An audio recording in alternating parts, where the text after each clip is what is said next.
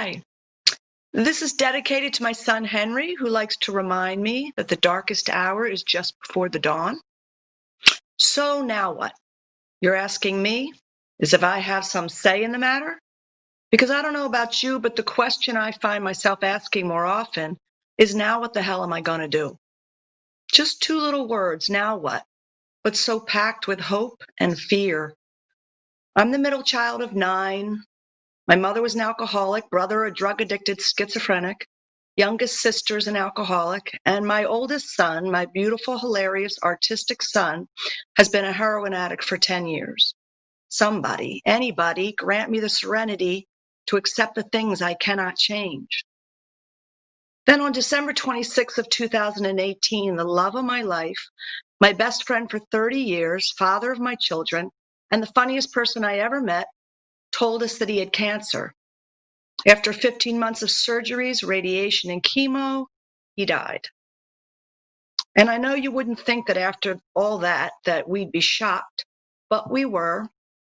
Because when you lose someone you love, someone who had as much life force as Johnny, their absence spreads across everything like the sky.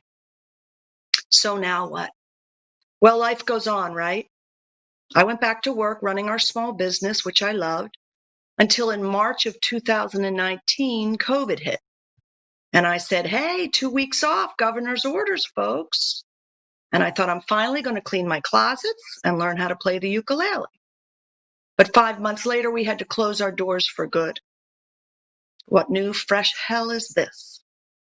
Well, Isaac Denzian said the cure for anything is salt water. Tears, sweat, or the sea. I cried an ocean of tears, and in October, I climbed 3 mountain peaks with my sisters, something I never thought I'd be able to do. I sweated buckets. I even lost a toenail, swear to God.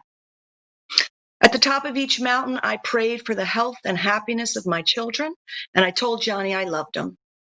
And as I looked out over all that magnificence, all that fall radiance, I felt the truth, that permanence is an illusion. Yet the question persisted, what are you going to do now? No Johnny, no business, no toenail. God grant me the courage to change the things I can. Because I could have retreated into my grief. There are times when panic rolls in like a thunderstorm and the atmospheric charge in the air shifts and darkness descends, especially with the thought that I may lose my son to this hideous disease. And the truth is, in many ways, I already have. Then I begin to wonder if maybe I'm already dead. And if that's the case, well, then is this heaven or hell? Because I can't tell. They seem to be taking turns.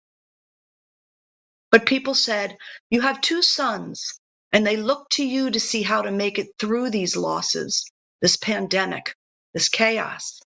They look to you to see how to heal and feel joy again.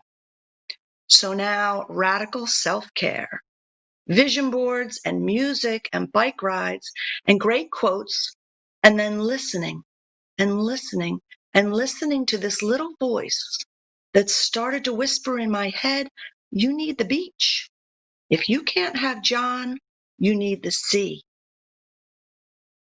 But another voice said, well, that does not sound practical or responsible. But my gut kept saying go. So I rented my house, packed up my pup, and moved to the beach for 1 year.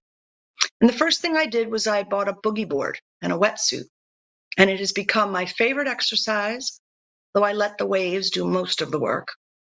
I also planted a garden, and I'm learning how to make jewelry, and you'll be happy to hear my closets are pretty well organized.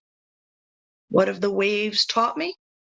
That some days are rougher than others, and that on those days you got to hold on tighter so you don't fall off.